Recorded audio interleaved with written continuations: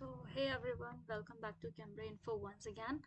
तो bank of Baroda के apprentice का रिजल्ट तो कल ही आ चुका था, जिसका मैंने अपडेट आप सभी को दे दिया था। नेक्स्ट बात ये आ रही थी कि बहुत से लोगों का डाउट था कि नहीं, डॉक्यूमेंट से रिलेटेड क्या करना है। तो for documents let me tell you कि जब ईमेल आ जाएगा, ठीक है, जैसे जैसे ईमेल आता जाएगा मैं आप लोगों को डॉक्यूमेंट्स के लिए एक डेडिकेटेड वीडियो बना दूंगी। ठीक। नेक्स्ट बात कर लेते हैं कि बहुत से लोग ऐसे हैं जिनको वेटिंग लिस्ट में नेम है और अब सेलेक्टेड लिस्ट अलग है। ठीक है, दो लिस्ट आई है ना। तो द थिंग इज कि जो सिलेक्टेड कैंडिडेट्स हैं वो तो श्योर है ही सिलेक्टेड, और जो वेटिंग लिस्ट है वो भी सिलेक्टेड कैंडिडेट्स ही हैं।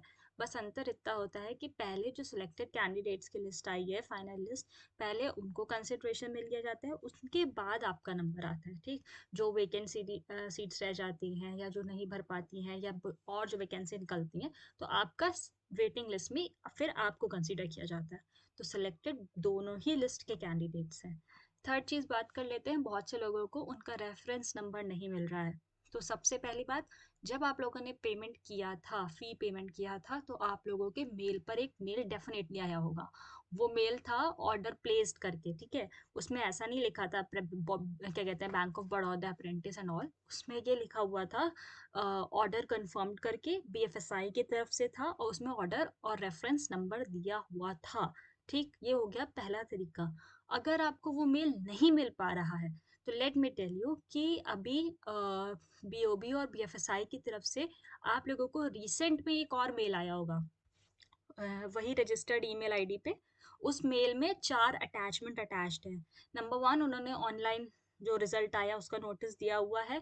फिर सिलेक्टेड कैंडिडेट्स का जो पीडीएफ था वो उसमें अटैच्ड है। उसी के साथ उसमें अटैच्ड है आपके वेटिंग लिस्ट का, और लास्ट में उन्होंने एक एक्सेल शीट दी हुई है।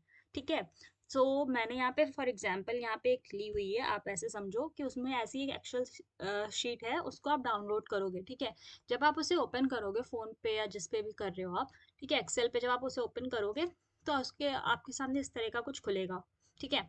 उसमें क्या है, जो मतलब कॉलम ए दिया है वहां पे आपका वो रेफरेंस नंबर है, और यहाँ बीच में आपको सेकंड नंबर पे जैसे मैंने यहाँ लिखा है ए के हैश वगैरह, तो यहाँ पे आपकी ईमेल आईडी दी हुई है, जो कि उन्होंने ऐसे ही हिडन रखी है प्राइवेसी पर्पसेस के लिए। तो उन्होंने पूरी रिवील नहीं करी है, कुछ लेटर्स उसके विजिबल होंगे आपको। और लास्ट में जो सी कॉलम है उसमें आपके फोन नंबर दिया हुआ है, फोन नंबर की भी लास्ट 4 डिजिट दी हुई है, जैसे मैंने यहाँ पे 1 2 3 4 लिखा है, तो वो लास्ट 4 डिजिट आपको विजिबल है। ठीक है। तो अगर आपको अपना रेफरेंस नंबर नहीं पता है तो इस एक्सेल शीट को डाउनलोड करो, इसमें अपना फोन नंबर फाइंड करो। ठीक है, सर्च पे करोगे आसानी से मिल जाएगा। ठीक है, सर्च पे ऊपर यहाँ पे सर्च पे टाइप करना, ठीक है, you will get it easily.